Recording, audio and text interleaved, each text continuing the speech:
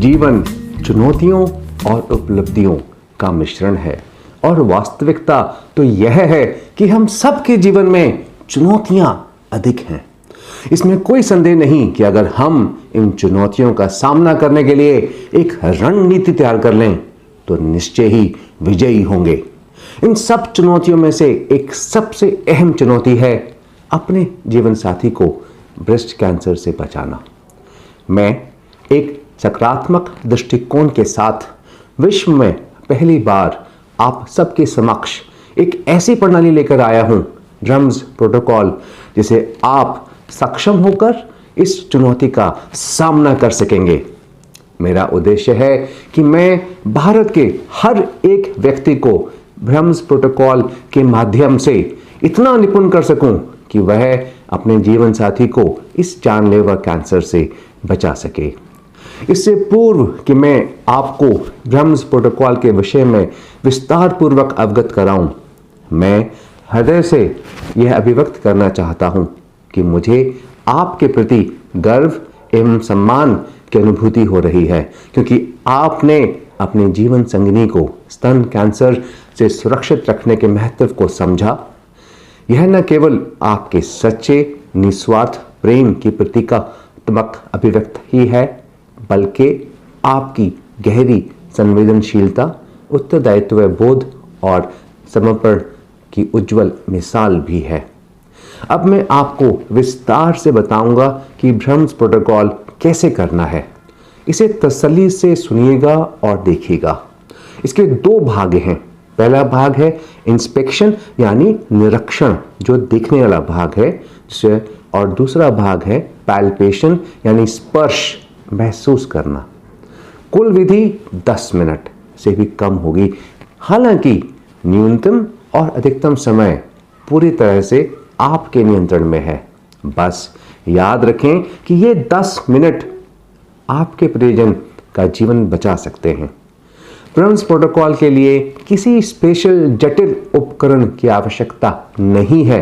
आपकी आंखें और आपके हाथ, एक सुविधाजनक और निजी वातावरण, महिला से सूचित अनुमति, यह बहुत जरूरी है।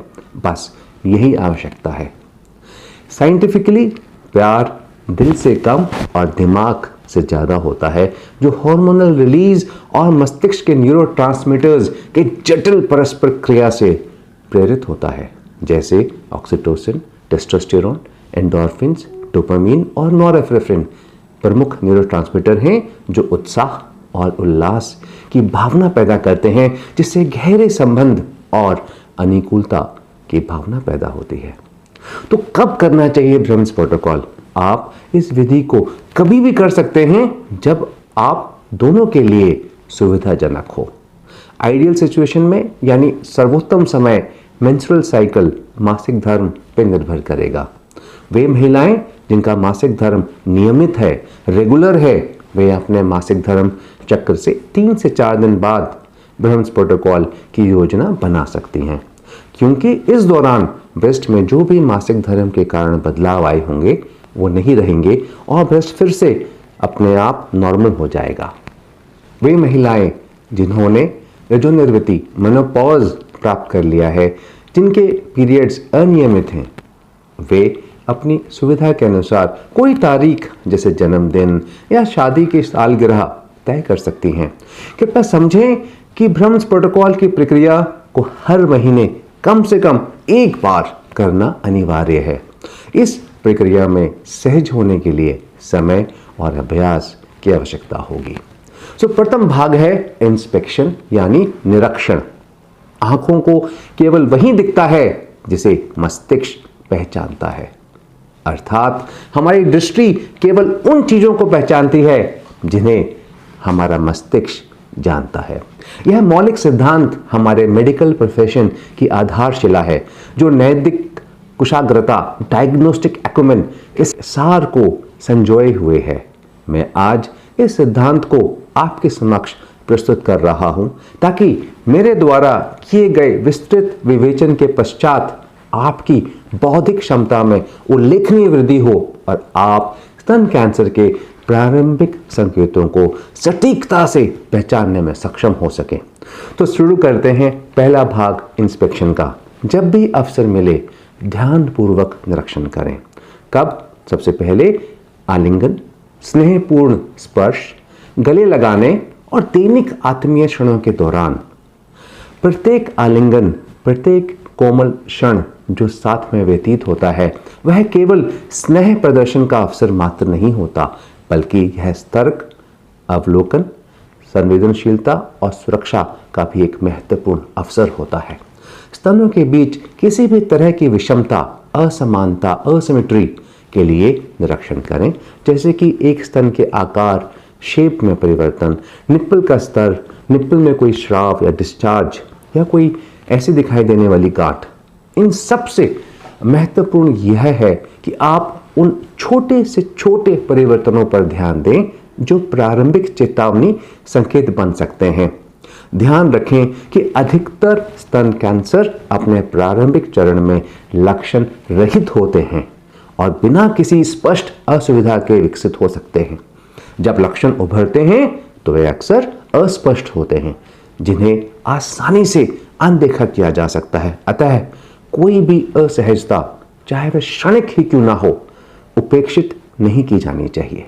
और इसलिए अगर आपकी जीवन साथी आपको अपने स्तनों से जुड़े छोटे मोटे कोई भी बात या तकलीफ बताएं तो उसे जरूर सुनें और किसी भी असुविधा या शिकायत को अनदेखा ना करें। अब दूसरे समय आपने कब इंस्पेक्शन करना है? जब आप आत्मीयता, अंतरंगता के दौरान निरीक्षण करें। स्तनों को नेत्र परीक्षण केवल एक कोण से नहीं किया जाना चाहिए, बल्कि इसे विभिन्न दिशाओं में, सामने से, साइड से किया जाना चाहिए, जो अधिकतम सहजता प्रदान करें। क्योंकि स्तन उत्तक, ब्रेस्ट टिश्यू की शारीरिक संरचना गतिशील होती है, इसलिए ग्रेविटेशनल रीडिस्ट्रीब्यूशन या मांसपेशियों के संकुचन, मस्कुलर कॉन्ट्रैक्शन के प्रभाव से कुछ असमानताएं केवल विशिष्ट स्थिति में ही स्पष्ट हो सकती हैं। इसलिए आपको विशेष ध्यान देना आवश्यक है। किन किन चीज़ों का? सबसे पहले स्तनों के आकार, आकृति में कोई असमानता। स्तनों की हल्की विषमता सामान्य हो सकती है, परंतु यदि हाल ही में कोई स्पष्ट असंतुलन विकसित हुआ हो, विशेष रूप से यदि एक स्तन बड़ा, विकृत या असामान्य प्रतीत हो, तो यह चिंता का विषय हो सकता है। यह असमानता किसी गहरे स्थित बड़े ट्यूमर के कारण हो सकती है। कोई भी सिकुड़न या गड्ढा स्तन की त्वचा पर किसी भी प्रकार की असामान्य सिकुड़न या गड्ढेदार उपस्थिति, हम डिम्पलिंग कहते हैं, को नज़रअंदाज नहीं करना। यह कूपर के लिगामेंट्स में विकृति के कारण होता है, जो स्तन की संरचना बनाए रखने वाली एक नेटवर्क नुमा प्रणाली है। जब ये लिगामेंट्स कैंसर की कोशिकाएं, सेल्स द्वारा प्रभावित होते हैं तो वे कठोर हो जाते हैं और त्वचा को अंदर की ओर खींच लेते हैं, जिससे यह सिकुड़ी हुई या बंधी हुई प्रतीत होती है और इसलिए स्तन पे एक गड्ढे नजर आता है। तीसरा, कोई लालिमा या संतरे के छिलके जैसी त्वचा। त्वचा का असामान्य लाल होना या संतरे के छिलके जैसी बनावट अत्यंत महत्वपूर्ण संकेत है। यह त्वचा लसिका अवरोध, डर्मल लिम्फेटिक ऑब्स्ट्रक्शन के कारण होता है, जिसमें कैंसर की कोशिकाएं त्वचा के लसिका प्रवाह को बाधित कर देती हैं, जिससे सूजन, जिसे हम लिम्फेडिमा कहते हैं, और त्वचा की मोटाई बढ़ जाती है। इस स्थिति में त्वचा के रंध्र, स्वेट ग्लैंड की जो ओपनिंग होती हैं, वो अत्यधिक प्रमुख दिखाई देती हैं, जिससे त्वचा पर छोटे छोटे गड्ढे दिखाई देते हैं। यह इन्फ्लेमेटरी ब्रेस्ट कार्सिनोमा का एक विशिष्ट लक्षण हो सकता है, जो अत्यंत आक्रामक प्रकार का स्तन कैंसर है। इसे हम मेडिकल टर्मिनोलॉजी में PUD ऑरेंज कहते हैं। चौथा, आपने देखना है स्तनों पर उभरी हुई रक्त वाहिकाएं, इनगॉज्ड veins.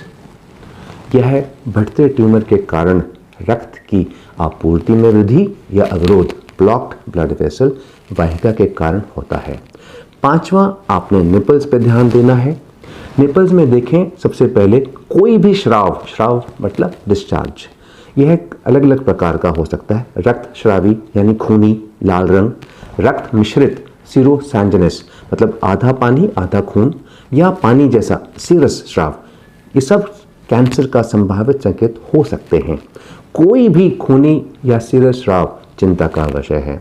DCIS ductal carcinoma in situ और IDC इन्वेजिव डक्टल कार्सिनोमा अक्सर दूध की नलिकाओं, जिन्हें हम लैक्टिफरस डक्ट्स को प्रभावित कहते हैं, उनको प्रभावित करते हैं, जिससे असामान्य श्राव उत्पन्न होता है। हाल ही में एक अध्ययन में खूनी श्राव वाली 30.3% यानी 30.3% महिलाओं और सीरस स्राव वाली 17.6 यानी 17.6% महिलाओं में स्तन कैंसर पाया गया। इसलिए यह बहुत ज़रूरी है कि आप इसको नज़रअंदाज नहीं करें। दूसरी चीज़ आपने जो निपल में देखनी है, निपल का हाल ही में भीतर की ओर मुड़ना, रिट्रैक्शन और इन्वर्जन। आमतौर पे सभी उल्टे निपल जन्मजात कारणों से होते हैं, यानी जन्म से ही होते हैं। हाल ही में उल्टा होना कैंसर के कारण हो सकता है, क्योंकि यह ज़्यादातर डक्टल ब्रेस्ट कैंसर से जुड़ा होता है। तीसरी चीज़ आपने देखनी है निपल की विषमता, एसिमेट्री ऑफ निपल, दोनों एक जैसे दिखने चाहिए। यदि निपलों की स्थिति असमान है या एक निपल किसी दिशा में खिंचा हुआ लगे, तो यह कैंसर द्वारा निपल को अंदर की ओर खींचने जाने का संकेत हो सकता है। चौथा, निपल पर एक्जिमा जैसी त्वचा। यदि निपल और एरियोला पर एक्जिमा जैसे परिवर्तन दिखाई दें, तो यह पेगेट्स डिजीज ऑफ निपल हो सकता है।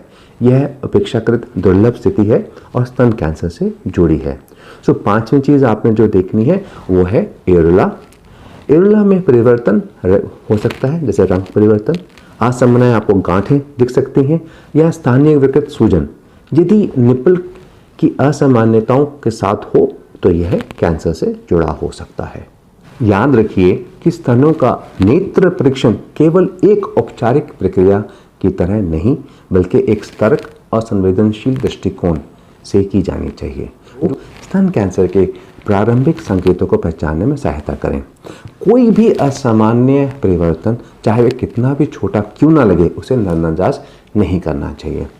अब आते हैं सबसे महत्वपूर्ण पार्ट जो भ्रंश प्रोटोकॉल का है, वह है पैल्पेशन, यानी स्तन ऊतक का स्पर्श परीक्षण। भ्रंश प्रोटोकॉल की एक अनिवार्य घटक, जिसे सक्षम गांठों यानी सब क्लिनिकल ट्यूमर, उत्तकीय बनावट में परिवर्तन या गहराई में स्थित असमानताओं को पता लगाने के लिए डिजाइन किया गया है, जो केवल नेत्र परीक्षण से नहीं पहचानी जा सकती। तरंगता के दौरान स्तनों को महसूस करने की इस विधि का अभ्यास 7 महत्वपूर्ण कार्डिनल सिद्धांतों यानी 7 मौलिक सिद्धांतों को ध्यान में रखते हुए किया जाना चाहिए, चाहे बीपी का अभ्यास किसी भी तरह की मुद्रा में किया जाए। अब मैं आपको भ्रंश प्रोटोकॉल के सबसे इंपॉर्टेंट 7 मूलभूत चरणों और सिद्धांत, जो इसकी आत्मा और आधारशिला हैं, का संक्षिप्त परिचय देने जा रहा हूं। एक ओवरव्यू, यह आपको एक समग्र दृष्टिकोण प्रदान करेगा। इसके पश्चात मैं प्रत्येक चरण और सिद्धांत का विस्तार से वर्णन करूंगा, क्योंकि आप में से बहुत से व्यक्ति यह जानना और समझना चाहेंगे कि कैसे, क्यों और क्या प्रत्येक मूलभूत चरण और सिद्धांत के पीछे वैज्ञानिक तर्क है। यह वीडियो थोड़ा लंबा अवश्य होगा, किंतु जैसे कि आप जानते हैं, भ्रंश प्रोटोकॉल जीवन के लिए है, अतः इसे गहराई से समझना आवश्यक है। तो चलिए आरंभ करते हैं भ्रंश प्रोटोकॉल के 7 अनिवार्य चरण एवं सिद्धांत।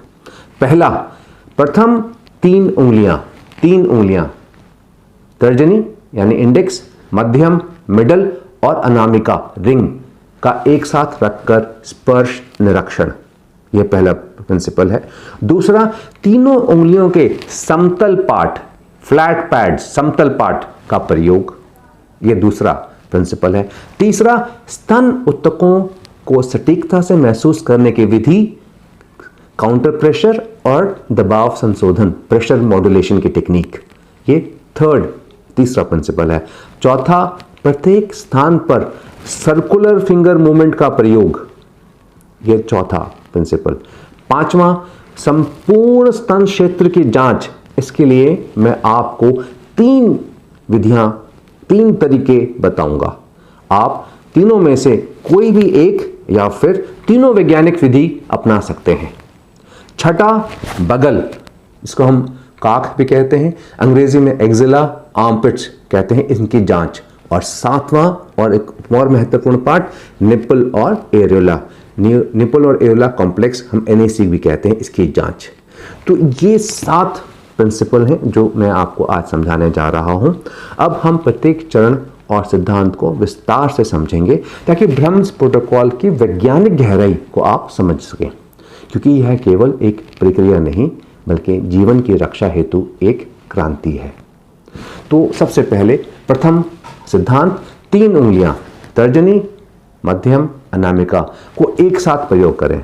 इस सिद्धांत को समझने के लिए हमें स्तन की शारीरिक रचना को जानना आवश्यक है। हम सिद्धांत 3 उंगलियां तर्जनी, मध्यम, अनामिका को एक साथ प्रयोग करें। इस सिद्धांत को समझने के लिए हमें स्तन की शारीरिक रचना को जानना आवश्यक है। मेमोरी लोब्यूल्स जो लंबे और गोलकार होते हैं, और लैक्टिफरस डक्ट्स, ये लोब्यूल है और इसमें लैक्टिफरस डक्ट जुड़ी हुई होती है।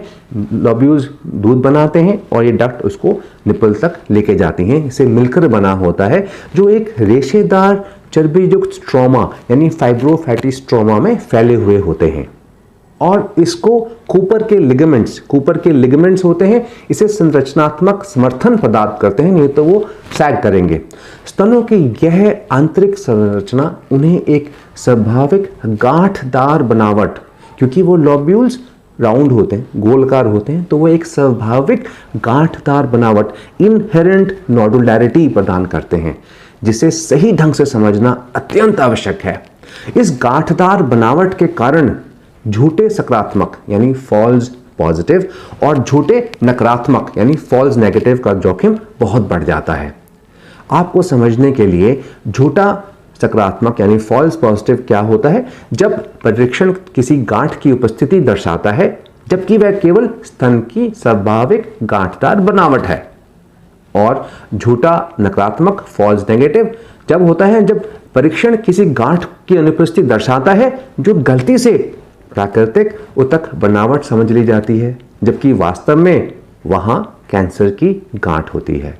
इस त्रुटि से बचने के लिए 3 उंगलियों का एक साथ प्रयोग करना आवश्यक है, और यह सिद्धांत शारीरिक यानी एनाटॉमिकल और बायोमैकेनिकल वैज्ञानिक तत्वों पर आधारित है जो स्तन ऊतक में रोगजनक परिवर्तनों के सटीक पहचान में सहायक होते हैं। अब कौन कौन से ये प्रिंसिपल है मैं आपको बताता हूं। पहला प्रिंसिपल है दबाव वितरण और स्पर्श संवेदनशीलता यानी pressure distribution and tactile sensitivity.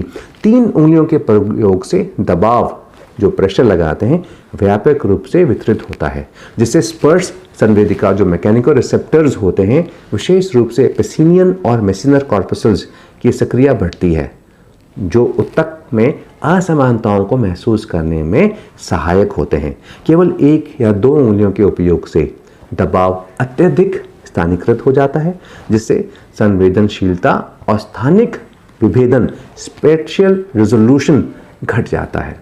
दूसरा प्रिंसिपल है 3 उंगलियों का उपयोग ट्रिपल प्रेशर टेक्निक को संभव बनाता है, जिससे स्तन ऊतक की सभी परतों में विकृति को पहचानने में सहायता होती है और स्थायी गांठें और गहराई में स्थित जो असमानताएं को प्रभावी रूप से पहचाना जा सकता है। तीसरा प्रिंसिपल है optimisation of biomechanical stability and precision, यानी 3 उंगलियां तकनीक स्थिरता और न्यूरोमस्कुलर कंट्रोल को बढ़ाती हैं और इससे स्पर्श संवेदनशीलता प्रोप्रियोसेप्टिव फीडबैक बेहतर होता है। चौथा, 3 उंगलियों का प्रयोग स्पर्श संवेदना, टैक्टाइल एक्विटी, स्थानिक कवरेज, स्पेशल कवरेज और दबाव प्रवणता प्रेशर ग्रेडेशन की अनुकूलित करता है, जिससे रोगजनक असमानताओं को शीघ्र पहचान की संभावना बढ़ जाती है। क्योंकि यह पद्धति न्यूरोसेंसरी, जैव यांत्रिक और शारीरिक सिद्धांतों न्यूरोसेंसरी, बायोमैकेनिकल एंड एनाटॉमिकल का समावेश कर नैतिक सटीकता डायग्नोस्टिक प्रिसिशन को बेहतर बनाती है, इसलिए हमें 3 उंगलियां इस्तेमाल करनी चाहिए। अब आता है दूसरा प्रिंसिपल, फिंगर पैड्स। उंगलियों के सपाट भाग का उपयोग करें, ना कि उंगलियों के सिरे और पोरवों का। जब आप स्तन पर रखेंगे तो आप ये फ्लैट पार्ट रखेंगे 3 उंगलियों का, ना कि ये करेंगे। स्तन स्पर्श परीक्षण में सेंसिटिविटी और स्पेसिफिसिटी, संवेदनशीलता और विशिष्टता का संतुलन बनाए रखना अत्यंत महत्वपूर्ण है, ताकि सामान्य गांठदारता और संभावित कैंसर की गांठ के बीच सही अंतर किया जा सके। और जो फिंगर पैड स्पर्श परीक्षण पद्धति को न्यूरोफिजियोलॉजी, बायोमैकेनिक्स और नैतिक विज्ञान के आधार पर विकसित किया गया है। प्रोटोकॉल के इस पहलू को समझने के लिए हमें संवेदी एकीकरण यानी sensory integration, mechanoreceptor activation that is यानी यांत्रिक संवेदक सक्रियण और प्रोप्रियोसेप्टिव फीडबैक की वैज्ञानिक पृष्ठभूमि को समझना आवश्यक है। तो संवेदी एकीकरण यानी सेंसरी इंटीग्रेशन क्या होता है? यह मस्तिष्क की वह क्षमता है जिसे वह शरीर और वातावरण से प्राप्त संवेदी सूचनाओं को एकत्रित कर अर्थपूर्ण प्रतिक्रिया उत्पन्न करता है। यांत्रिक संवेदक सक्रियण यानी मैकेनोरिसेप्टर एक्टिवेशन, यह एक विशेष प्रकार की संवेदी रिसेप्टर है जो स्पर्श, दबाव और कंपन जैसी यांत्रिक उत्तेजनाओं को पहचानते हैं और मस्तिष्क को संकेत भेजते हैं। तो एक संकेत भेज रहा है, एक ब्रेन जो है हमारा मस्तिष्क है उसको इंटीग्रेट कर रहा है। और प्रोप्रियोसेप्टिव फीडबैक, तीसरा प्रिंसिपल प्रोप्रियोसेप्टिव फीडबैक, यह वह न्यूरल संकेत होता है जो शरीर की मांसपेशियां, जोड़ और टेंडन्स से मस्तिष्क तक पहुंचते हैं, जिससे शरीर की स्थिति, गति और स्पर्श के बल की जानकारी मिलती है। अब न्यूरोफिजियोलॉजिकल बेसिस, संवेदी रिसेप्टर्स और सिग्नल ओवरलोड। मानव उंगलियों के छोर पे, फिंगर टिप्स में मेसेनियर कॉर्पस्कल्स नामक मैकेनोरिसेप्टर अधिक मात्रा में पाए जाते हैं। ये सूक्ष्म बनावट यानी फाइन टेक्सचर, कंपन, वाइब्रेशन और स्थायी छोटे से छोटी अनियमितताओं, माइन्यूट सरफेस इरेगुलरिटी को पहचानने में मदद करते हैं। केवल उंगली के सिरों के स्पर्श करने पर अत्यधिक संवेदी संकेत मस्तिष्क को प्राप्त होते हैं, जिससे मस्तिष्क के सोमैटोसेंसरी प्रोसेसिंग सेंटर, जहां पे ब्रेन जो है हमारे सिग्नल्स को सही कन्वर्ट करता है, समझ में कन्वर्ट करता है, पर अत्यधिक दबाव पड़ता है। इससे क्या होगा, जो सामान्य ग्रंथियां हैं, जो ब्रेस्ट की अपनी जो ग्रंथियां हैं, जो नोडुलैरिटी है और संभावित जो हम पैथोलॉजिकल ट्यूमर को ढूंढ रहे हैं के बीच अंतर कर पाना कठिन हो जाता है, क्योंकि हर गांठ को ब्रेन रिसीव करेगा। तो क्या होगा, परिणाम स्वरूप झूठे सकारात्मक फॉल्स पॉजिटिव और झूठे नकारात्मक फॉल्स नेगेटिव की संभावना बढ़ जाएगी। जबकि हम उंगलियों की समतल गड्डियां, फ्लैट पैड्स को उपयोग करने पर यहां पे मर्कल्स डिस्क नामक यांत्रिक संवेदन अधिक मात्रा में पाए जाते हैं, जो दबाव, आकार पहचान और स्थायी स्पर्श संवेदनशीलता यानी सस्टेन्ड टच सेंसिटिविटी में सहायक होते हैं। यह गहरी गांठों, उत्तक मोटाई में परिवर्तन, टिश्यू थिंकरिंग जो ब्रेस्ट की अगर होगी, और लोब्युलर विकृति को अधिक सटीक पहचान बनाते कर सकते हैं। तो कैंसर की गांठें अक्सर कठोर, अनियमित होती हैं, जबकि जो सौम्य गांठें हैं, जो बिनाइन हैं, जो कैंसर नहीं है, वो मुलायम और गतिशील होती हैं। इस अंतर को पैल्पेशन स्पर्श परीक्षण में समतल गड्डियों का उपयोग से अधिक सटीक रूप से पहचाना जा सकता है। तो ये पहला जो प्रिंसिपल मैंने आपको समझाया वो था न्यूरोसेंसरी प्रिंसिपल। अब दूसरा प्रिंसिपल हम क्यों फ्लैट पैड इस्तेमाल करते हैं वो है बायोमैकेनिकल कंसेप्ट, यानी अनुकूलित दबाव वितरण, ऑप्टिमाइज्ड प्रेशर डिस्ट्रीब्यूशन।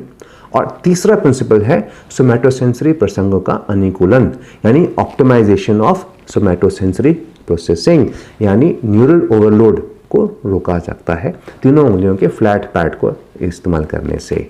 अब आता है तीसरा प्रिंसिपल जिस पे ब्रह्म्स प्रोटोकॉल बना है। ये है कि जब गांठ महसूस करने का सही तरीका, हम क्या ढूंढ रहे हैं, हम स्तन में, ब्रेस्ट में गांठ ढूंढ रहे हैं जो नॉर्मल नोडुलैरिटी, जो ब्रेस्ट की अपनी नोडुलैरिटी होती है वो नहीं, जो कैंसर के जरिए है। तो उसका एक सही तरीका है। जैसे कि हम जानते हैं कि पूरे स्तन की घनत्व यानी डेंसिटी और मोटाई, थिकनेस एक समान नहीं होती। ऊपर ये क्लेविकल यानी कॉलर बोन से जैसे ही हम नीचे की तरफ आते हैं तो स्तन में मेमोरी ग्लैंड्स यानी स्तन ग्रंथियां, फैट और संयोजक उत्तक कनेक्टिव टिश्यू बढ़ता जाता है और स्तन का आकार बड़ा होता जाता है। अब एक गांठ को सही ढंग से पहचान करने के लिए हमें एक और वैज्ञानिक अवधारणा को समझने की जरूरत है, और वह यह है कि ठोस गांठ की पहचान तभी मुमकिन है जब उसे एक दृढ़ फर्म सतह के विरुद्ध महसूस किया जाए।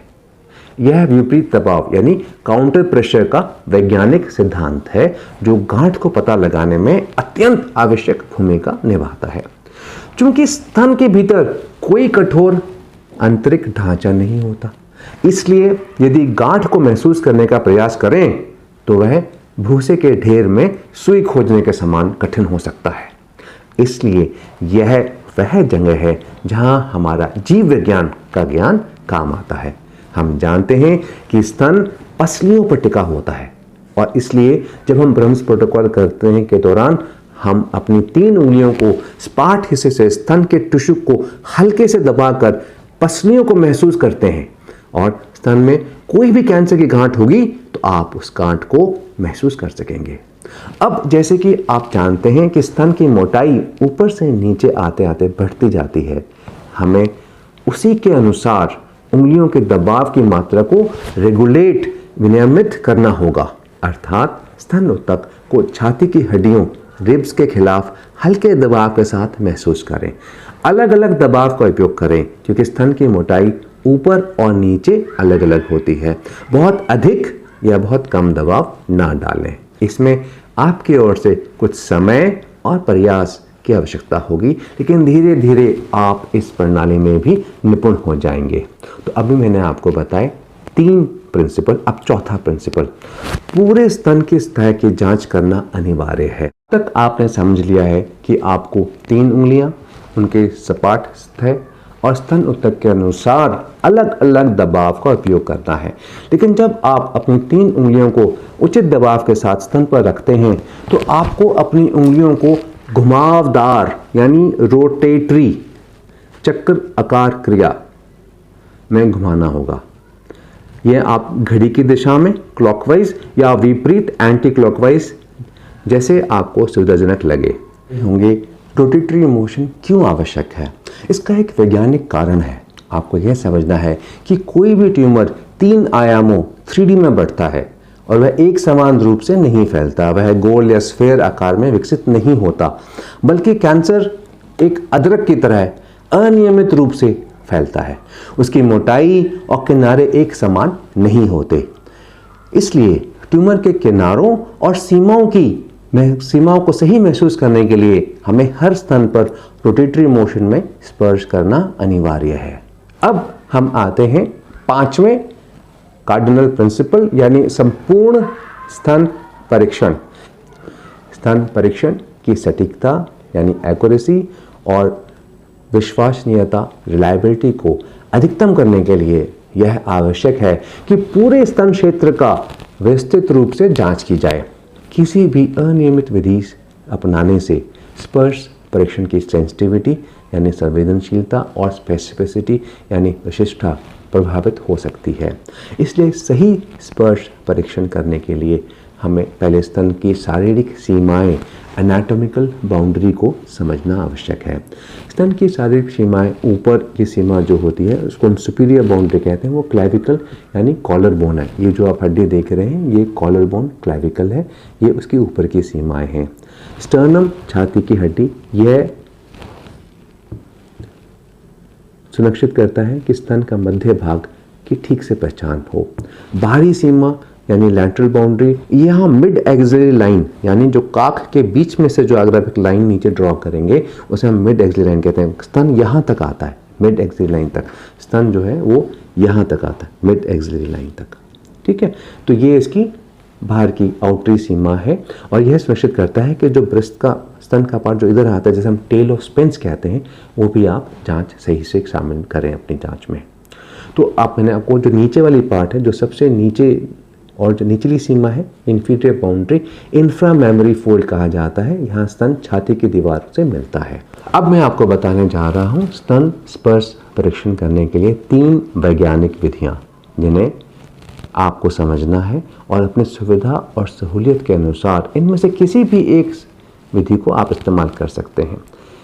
स्तन में गांठ ढूंढने की कोशिश करते समय तीनों की सेम सेंसिटिविटी और स्पेसिफिसिटी है। तो सबसे पहला जो तरीका है वो है घड़ी पैटर्न।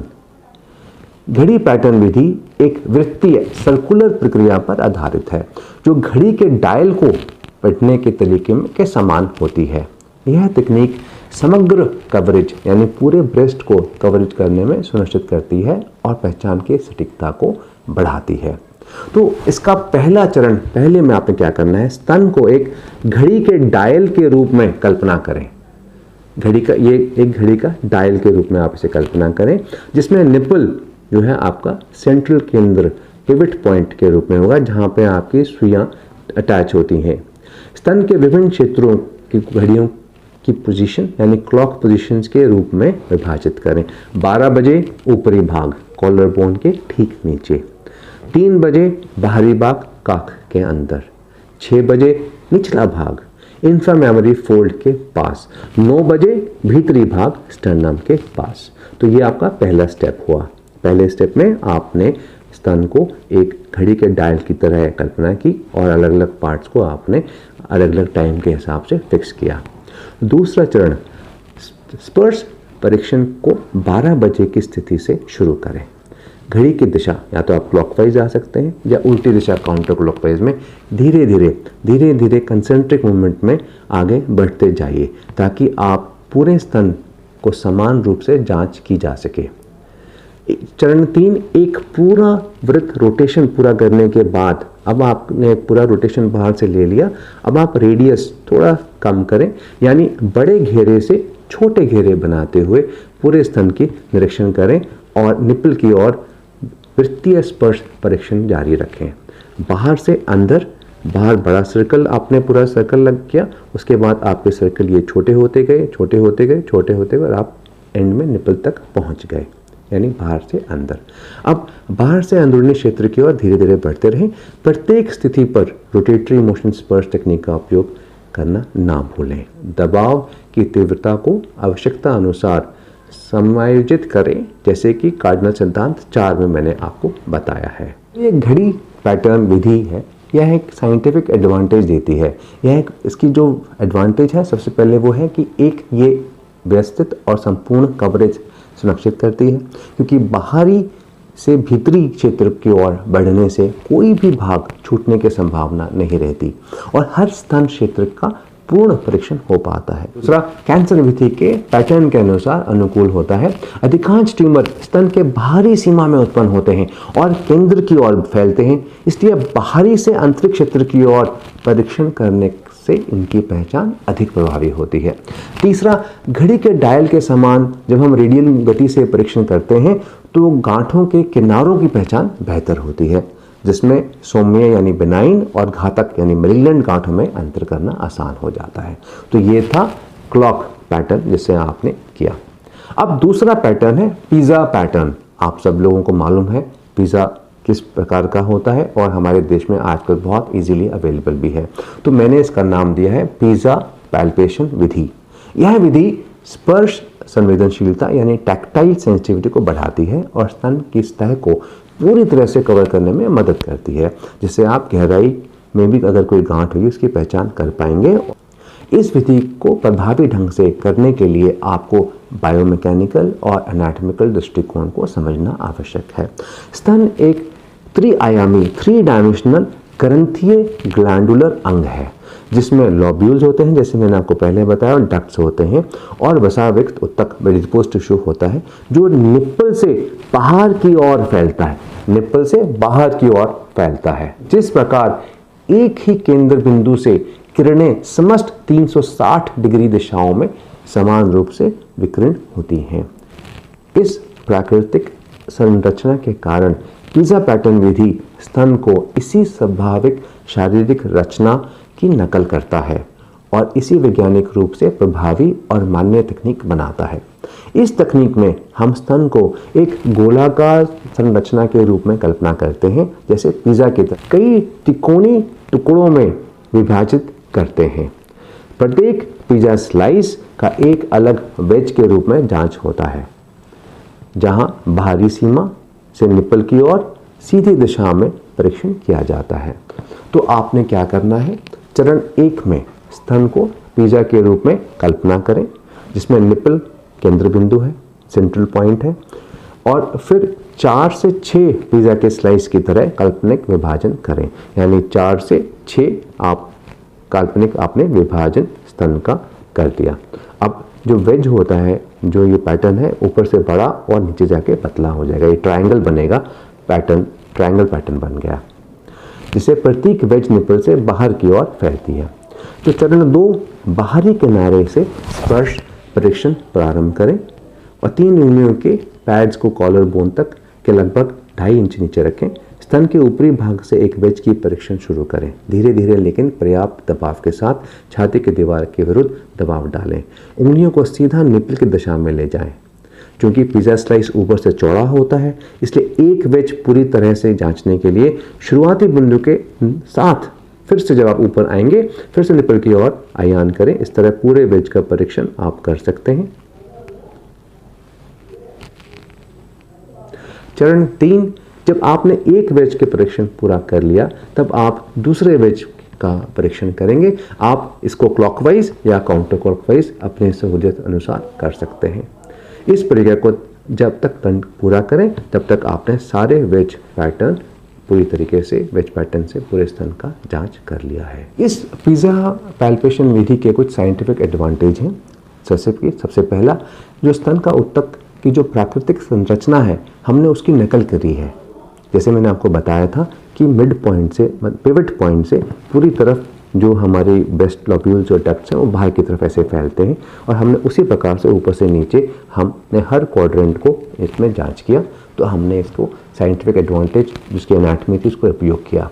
दूसरा, ट्यूमर के किनारों की पहचान बढ़ाता है। तीसरा, विभिन्न स्तन में ट्यूमर के सटीक पता लगाने में कारीगर है, क्योंकि स्तन के 4 प्रमुख चौकियां जो क्वाड्रेंट से विभाजित किया जाता है, जिसमें ऊपरी बाहरी क्वाड्रेंट में कैंसर की संभावना सबसे अधिक होती है। यह पैटर्न प्रत्येक क्वाड्रेंट को व्यवस्थित रूप से जांचता है, जिसलिए गलत नेगेटिव की संभावना कम हो जाती है। तो अब मैंने आपको 2 पैटर्न समझाए, बहुत सिंपल हैं, ध्यान से समझिएगा और फिर से रिकलेक्ट कीजिएगा कि एक में आपने घड़ी समझा, दूसरे में आपने पिज़्ज़ा समझा। अब हम आते हैं तीसरी विधि पे। तीसरी विधि मेश पैटर्न और स्टीप ग्लाइड तकनीक। यह तकनीक स्तन स्पर्श परीक्षण की एक सिस्टमिक, बायोमैकेनिकली अनुकूलित यानी बायोमैकेनिकली ऑप्टिमाइज्ड फिजिकल रूप से सटीक विधि है, जो स्तन ऊतक की पूरी सतह को कवर करने में सहायता करती है। यह विशेष रूप से उन मामलों में प्रभावी होती है जहां पे दूध नालिकाएं डक्टल पाथवेज के साथ किसी भी असामान्यता को पहचानने की आवश्यकता हो। यह विधि तब विशेष रूप से उपयोगी होती है जब महिला पीठ के बल लेटी हो। तो क्या करना है कि स्तन को कई वर्टिकल को ऊर्ध्वाधर और क्षितिज हॉरिजॉन्टल सीधी रेखाओं द्वारा विभाजित किया गया है, जिससे एक मैश या जाली, जैसे आपकी खिड़की की जाली, मच्छर से बचने के लिए खिड़की की जाली होती है, इस प्रकार की जाली की आपने कल्पना करनी है, क्योंकि इसमें आपके आपने पूरे ब्रेस्ट को वर्टिकल लाइंस में डिवाइड किया और फिर आपने हॉरिजॉन्टल लाइंस में डिवाइड कर दिया है। उंगलियां इन रेखाओं के साथ ऊपर से नीचे और अंदर से बाहर की दिशा में जाएंगी, ताकि पूरे स्तन क्षेत्र को करेक्टली एग्जामिन किया जा सके। यह विधि 2 पहले बताए हुए तरीकों से विभिन्न है। क्यों विभिन्न है और कैसे विभिन्न है?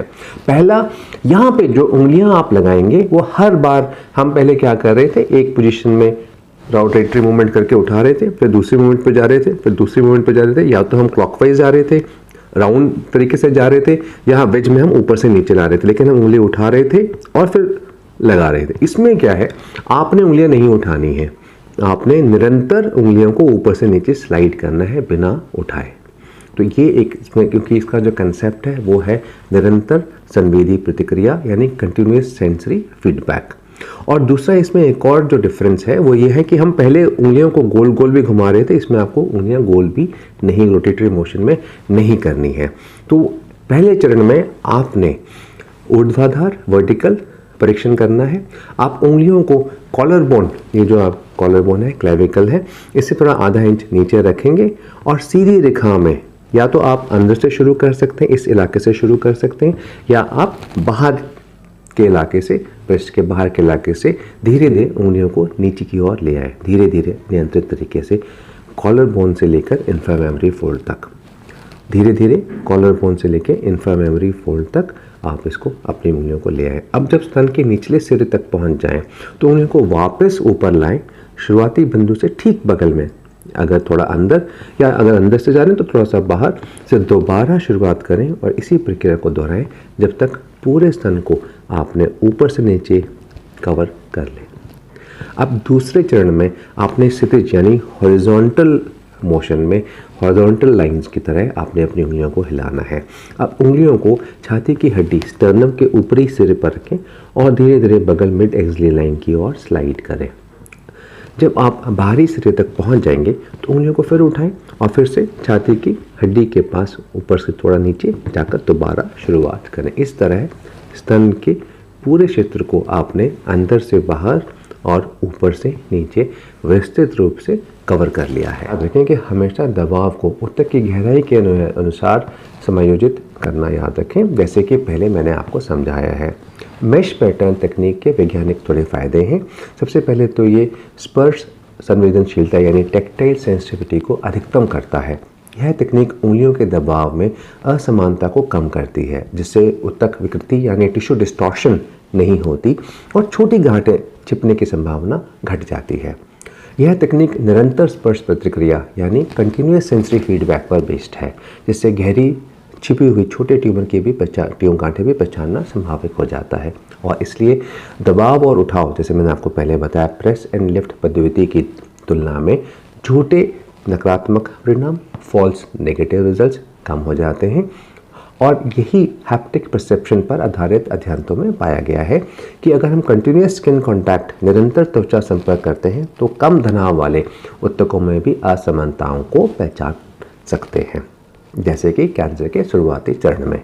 तो याद रखें, अधिकांश ट्यूमर स्तन के बाहरी भागों में विकसित होते हैं, इसलिए इन क्षेत्रों की जांच करते समय विशेष सावधानी बरतें। उल्लेखित तीनों स्पर्श परीक्षण विधियों में किसी का एक का भी उपयोग कर सकते हैं या आप तीनों का उपयोग भी कर सकते हैं, कभी एक, कभी दूसरे, कभी तीसरी। यह आपकी सुविधा और सहजता पर निर्भर करता है। स्तन स्पर्श परीक्षण सतर्कता, सटीकता और आत्म जागरूकता की प्रक्रिया है, इसलिए इसे संपूर्ण सावधानी और संवेदनशीलता के साथ करें। यदि किसी भी स्थान में कोई असामान्यता महसूस हो तो उसकी पुष्टि करें और दूसरे स्तन से तुलना करें। तो आपने 5 जो सिद्धांत हैं वो समझ लिए और सीख लिए हैं। अब छठा जो सिद्धांत है वो है काक बगल का। काक को हम बगल भी कहते हैं, इसको हम अंडकोश भी कहते हैं और अंग्रेजी में एक्जिला या आर्मपिट कहते हैं। आपको एक महत्वपूर्ण जैविक तथ्य जानना आवश्यक है कि स्तनों में पाया गया लगभग 75% लसिका यानी लिम्फ द्रव एक्जिला के लिम्फ नोड्स में निकलता है। तो लसिका क्या है, लिम्फ क्या है? एक पारदर्शी पानी जैसा द्रव होता है जो शरीर के लसिका तंत्र में प्रभावित होता है। इसमें वाइट ब्लड सेल्स यानी श्वेत रक्त कोशिकाएं होती हैं, पोषक तत्व होता है और अन्य महत्वपूर्ण पदार्थ भी होते हैं। यह रोग प्रतिरोधक तंत्र यानी हमारे इम्यून सिस्टम का बहुत महत्वपूर्ण हिस्सा है जो कैंसर में लड़ने में मदद करता है। अब लिम्फ नोड्स क्या होते हैं? ये शरीर की सेना के किले, फोर्ट होते हैं। जो ऐसा होता है, जो हमारे जो शरीर के सैनिक हैं वो इन किलों में रहते हैं, तो जो रोग जनकों और कैंसर कोशिकाओं से लड़ने में महत्वपूर्ण भूमिका निभाते हैं। शरीर में ये नोड्स लसिका वाहिकाओं लिम्फेटिक वेसल्स के माध्यम से आपस में जुड़े होते हैं, जिसमें कैंसर के सेल्स कोशिकाओं के एक हिस्से से दूसरे हिस्से तक फैल सकते हैं। बगल में लिम्फ नोड्स की जांच आवश्यक है। क्यों? क्योंकि स्तन कैंसर जल्दी ही लसिका प्रवाह लिम्फेटिक सिस्टम में फैलता है और अक्सर स्तन में गांठ बनने से पहले ही लिम्फ नोड्स बगल में सूजन पैदा कर सकते हैं। बगल के लिम्फ नोड्स की जांच से कैंसर की अवस्था यानी स्टेजिंग और फैलाव यानी मेटास्टेसिस का अनुमान लगाया जा सकता है। तो बगल एक्जिला में लगभग 30 से 40 लिम्फ नोड्स होते हैं जो अलग अलग समूहों में विभाजित होते हैं। सामने की दीवार यानी एंटीरियर वॉल, इसको हम पेक्टोरल नोड्स कहते हैं। पीछे की दीवार पोस्टीरियर वॉल, सबस्कैप्सुलर नोड्स होते हैं। केंद्र में सेंट्रल नोड्स होते हैं। ऊपर छत रूफ में अपेकल नोड्स होते हैं और अंदर की दीवार मीडियल दीवार में इंटरकोस्टल नर्व्स होते हैं, जिसे हम रोटर्स नोड्स भी कहते हैं। बगल के लिम्फ नोड्स की जांच करने के लिए बगल को एक उल्टे कप, एक इन्वर्टेड कप की तरह कल्पना करें। ये कप है, इसको आप, जिसमें दीवारें सामने, पीछे, अंदर और बाहर की सीमाएं होती हैं और छत में अपेक्युलर और सबक्लेविकुलर लिम्फ नोड्स होते हैं। सही विधि ये है कि 3 उंगलियों का प्रयोग करें, जैसे आप पहले कर रहे थे। हल्का लेकिन स्थिर दबाव डालें और सर्कुलर मोशन में स्पर्श करें, क्योंकि लिम्फ नोड्स छोटे, गोल और हिलने डुलने वाले होते हैं। तो दीवार से दीवार की जांच करनी है आपको। सामने की दीवार, एंटीरियर वॉल को छाती की मांसपेशियों पर हल्के से दबाव डालें, बाहर की तरफ दबाव डालें और ऊपर नीचे घुमाएं। पीछे की दीवार के लिए आपका हाथ पलटेगा और पीठ की ओर हाथ ले जाकर स्पर्श करें। भीतर की दीवार के लिए मीडियल वॉल, अंदर की ओर लिम्फ नोड्स का महसूस करें और बाहर की दीवार, लैटरल वॉल को बाहरी क्षेत्र से लिम्फ नोड्स की जांच करें। ऊपरी रूफ थोड़ा ध्यान से कीजिएगा, आपकी उंगलियां दर्द ना करें। अपेक्युलर लिम्फ नोड्स की जांच करें। आप सोच रहे होंगे कि क्या महसूस करना है। सामान्य लिम्फ नोड्स छोटे, कोमल और बिना दर्द के होते हैं और आमतौर पे वो इतने छोटे हैं कि आप उन्हें महसूस नहीं कर पाएंगे। जो कैंसरग्रस्त लिम्फ नोड्स होते हैं वो बड़े, यानी आपको महसूस होंगे और इनमें भी कभी दर्द नहीं होता, लेकिन ये धीरे धीरे बढ़ते जाते हैं और कठोर और एक दूसरे से चिपके भी हो सकते हैं, जिसे हम मैटेड नोड्स कहते हैं। और आमतौर पर केवल एक तरह के यूनिलैटरल इन्वॉल्व होते हैं, यानी अगर राइट साइड का ब्रेस्ट है तो राइट साइड के लिम्फ नोड्स आपको इन्वॉल्व मिलेंगे, जबकि लेफ्ट साइड में जब आप जांच करेंगे तो वहाँ आपको ये नहीं मिलेंगे। कई बार, जैसे मैंने आपको पहले भी कहा, कि लिम्फ नोड्स ही कैंसर का पहला संकेत हो सकते हैं, स्तन में गांठ महसूस होने से भी पहले। इसलिए काख यानी एक्जिला की जांच को प्राथमिकता दें। बगल की जांच केवल स्तन परीक्षण का पूरक नहीं है, यह स्तन कैंसर के शुरुआती संकेतों को पकड़ने का एक अनिवार्य हिस्सा है। यदि आप बगल के जांच को प्राथमिकता देते हैं, आप न केवल कैंसर का शीघ्र पता लगा सकते हैं, बल्कि समय पर उपचार करवाकर जान बचाने में भी मदद कर सकते हैं। याद रखिए, ज्ञान, सतर्कता और भ्रंश प्रोटोकॉल ही बचाव का सबसे बड़ा हथियार है। अब आखिरी और 7वां सिद्धांत और प्रिंसिपल जो आपको एग्जामिन करना है वो है निप्पल। निप्पल और एरुला को हम निप्पल एरुला कॉम्प्लेक्स NAC कहते हैं। NAC स्तन का एक महत्वपूर्ण संरचनात्मक और कार्यात्मक भाग होता है। यह एक्सोक्राइन ग्लैंड्स और संवेदी तंत्रिकाओं सेंसरी इनोवेशन की एक जटिल तंत्र है। इसके दूध वाहिनी नलिकाओं लैक्टिफेज डक्ट से सीधा जुड़ाव होने के कारण यह स्तन कैंसर की जांच में एक महत्वपूर्ण नैतिक स्थल, डायग्नोस्टिक साइट माना जाता है। निप्पल में 15 से 20 दूध वाहिनी नलिकाएं होती हैं जो दूध का इंजेक्शन, दूध स्राव में सहायता करती हैं। और एरुला जो है, इसमें मोंटगेमरी ग्लैंड्स पाई जाती हैं जो लुब्रिकेशन प्रदान करते हैं। निप्पल का परीक्षण मुख्य रूप से थंब और इंडेक्स फिंगर के उपयोग करें, यानी थंब आपका अंगूठा और इंडेक्स फिंगर का उपयोग करें। निप्पल के आधार को, बेस को धीरे से दबाएं और हल्के से केंद्र की ओर दबाए बढ़ाते रहें। किसी भी प्रकार का स्राव, डिस्चार्ज जो आपको निप्पल से दिखेगा उसको ध्यानपूर्वक देखें और इसमें इसका जो रंग है वो देखें, इसका गाढ़ापन यानी कंसिस्टेंसी देखें और मात्रा, वॉल्यूम का निरीक्षण करें। जैसे कि मैंने आपको बताया, जो डिस्चार्ज होता है वो खूनी भी हो सकता है, सीरोसैंजिनस पानी की तरह भी हो सकता है, या खून और पानी मिला हुआ भी हो सकता है। और लगभग 30% जिन महिलाओं को यहाँ द्राव था वो कैंसर उनमें निकला। तो ये बहुत ध्यान से देखने की चीज़ है। अब आते हैं एरुला की जांच। उद्देश्य त्वचा के नीचे गांठों का असामान्य कठोरता को पता लगाना है। इसकी तकनीक है बहुत सिंपल, सेम टेक्निक है। आप तीनों उंगलियों को एरुला के चारों ओर हल्के दबाव के साथ सर्कुलर मोशन में स्पर्श करें। कोई भी असमानता महसूस करें, जैसे त्वचा के नीचे मोटापन या गांठ, मोंटगेमरी ग्लैंड्स में असामान्यता, सूजन भी हो सकती है। और निप्पल और एरुला की जांच आवश्यक है, क्योंकि लगभग 10 से % स्तन कैंसर मामलों में निप्पल में असमानताएं और श्राव पाया गया है। स्तन कैंसर का अधिकतर हिस्सा दूध वाहिनी नलिकाओं यानी डक्टल एपिथेलियम से ही उत्पन्न होता है, इसलिए निप्पल की जांच महत्वपूर्ण है। कैंसर से जुड़ी असामान्य स्राव और संरचनात्मक परिवर्तन प्रारंभिक संकेत हो सकते हैं।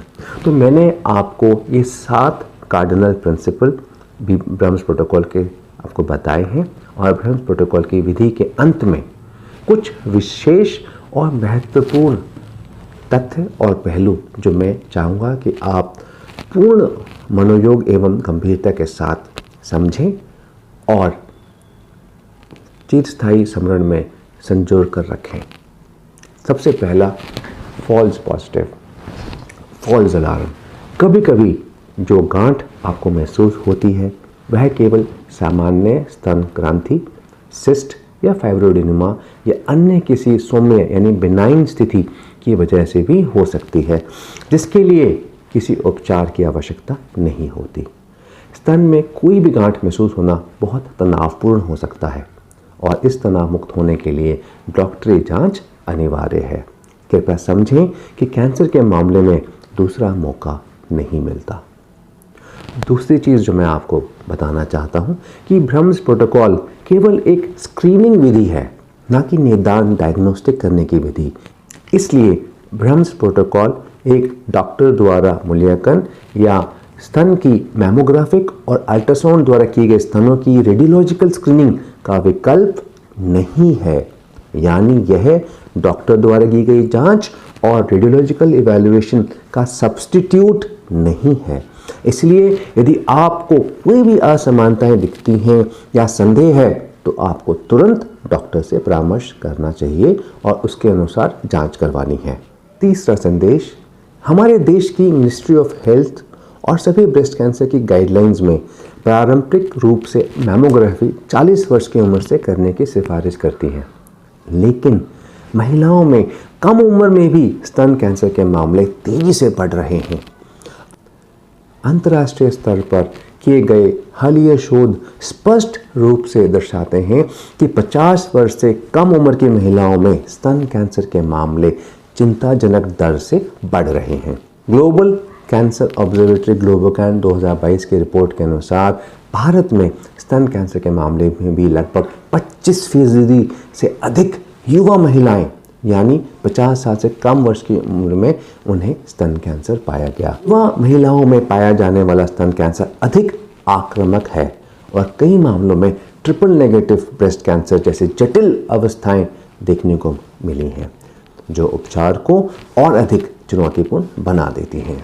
इसलिए मेरा यह मानना है कि स्तन कैंसर के जांच के नियमों में बदलाव अनिवार्य है और आवश्यक है और वार्षिक मैमोग्राफी की शुरुआत 30 वर्ष की उम्र से ही होनी चाहिए। इससे जो सूक्ष्म माइक्रो परिवर्तन, micro calcifications, DCIS ductal carcinoma in situ और इन्वेजिव ट्यूमर की प्रारंभिक अवस्था में पहचान हो पाएगी। आप सभी से विनम्र अनुरोध है कि आप अपनी पत्नी, प्रेमिका, बहन, माँ, हर महिला को प्रेरित करें कि वह हर साल एक बार स्तन की मैमोग्राफी और अल्ट्रासाउंड अवश्य कराएं, चाहे उनकी उम्र कुछ भी हो। चौथा मैसेज जो मैं आपको देना चाहता हूँ, स्तन कैंसर उम्र से परे एक वास्तविकता है। स्तन कैंसर किसी विशेष आयु वर्ग की सीमित नहीं है, ना ही इस स्तन कैंसर किसी विशेष आयु वर्ग तक सीमित नहीं है, ना ही इसका प्रभाव जीवन के किसी भी चरण में कम होता है। आंकड़े दर्शाते हैं कि 50 वर्ष से कम उम्र की महिलाओं में स्तन कैंसर के मामलों में चिंताजनक वृद्धि हो रही है। साथ ही वैज्ञानिक प्रमाण स्पष्ट रूप से बताते हैं कि जैसे जैसे उम्र बढ़ती है स्तन कैंसर विकसित होने की संभावना भी बढ़ जाती है। हर महिला अनमोल है, वह केवल अपने परिवार की रीढ़ नहीं बल्कि समाज की संरचना में एक महत्वपूर्ण स्तंभ होती है। ऐसे में ब्रह्म्स प्रोटोकॉल को किसी विशिष्ट उम्र तक सीमित कर देना वैज्ञानिक और नैतिक दोनों दृष्टिकोणों से अनुचित नहीं है। इसलिए ब्रह्म्स प्रोटोकॉल को केवल एक उम्र विशेष अभ्यास के रूप में नहीं देखना चाहिए, बल्कि उसे हर महिला के जीवन का एक सक्रिय हिस्सा बनना चाहिए। एक स्वस्थ, जागरूक और सुरक्षित महिला ही एक सशक्त परिवार, सशक्त समाज और सशक्त राष्ट्र की नींव रखती है। इसलिए यह आवश्यक है कि हर महिला को स्तन कैंसर से सुरक्षा और समय पर जांच की सुविधा मिले, ताकि वह अपने जीवन को निडरता और आत्मविश्वास के साथ जी सके। पांचवा मैसेज, आपको यह जानकर खुशी होगी कि ब्रह्म्स प्रोटोकॉल का पालन करने का सबसे बड़ा लाभ यह होगा कि हम स्तन कैंसर को प्रारंभिक अवस्था में यानी स्टेज 1 और स्टेज 2 में स्तन कैंसर को पता लगा पाएंगे और इन रोगियों की 5 साल की जीवित रहने की दर क्रमश लगभग 98%, 98% और 93%, 93% है। इसके विपरीत स्टेज 4 स्तन कैंसर रोगियों के जीवित रहने की दर केवल 22% है। ब्रह्म्स प्रोटोकॉल केवल एक वैज्ञानिक पद्धति नहीं है, एक नव युग की पूर्णगामी ज्योति है, एक क्रांतिकारी विचार, मौन में गूंजता एक दृढ़ वचन और स्नेह से अभिसिंचित एक पावन संकल्प, एक सुरक्षा कवच जो हर समर्पित जीवन साथी को अपने प्रियजन की रक्षा करने का अवसर देता है। यह केवल चिकित्सा का विषय नहीं बल्कि एक आंदोलन है। अब समय आ गया है कि आप इस परिवर्तनकारी क्रांति को अपनाएं, इस आंदोलन का अभिन्न अंग बने और अपने प्रेम को उसकी पूर्णता में जीने का दृढ़ संकल्प करें। और याद रखिए, ब्रह्म्स प्रोटोकॉल के 7 P's प्रिंसिपल्स, 7 प्रमुख सिद्धांत जो मैंने आपको बताए। पेशेंस यानी धैर्य, बिना जल्दबाजी के ध्यानपूर्वक परीक्षण करें। पैल्पेशन, स्पर्श करके अनुभव करें। पेरीमीटर, संपूर्ण सतह का आंकलन। प्रेशर, उचित दबाव। पैटर्न, जांच के तरीके जैसे मैंने आपको बताए 3, घड़ी, पिज़्ज़ा, मेश। और 7वां प्रिवेंशन, स्तन कैंसर को प्रारंभिक अवस्था में पहचान कर रोकथाम सुनिश्चित करें। जय हिंद।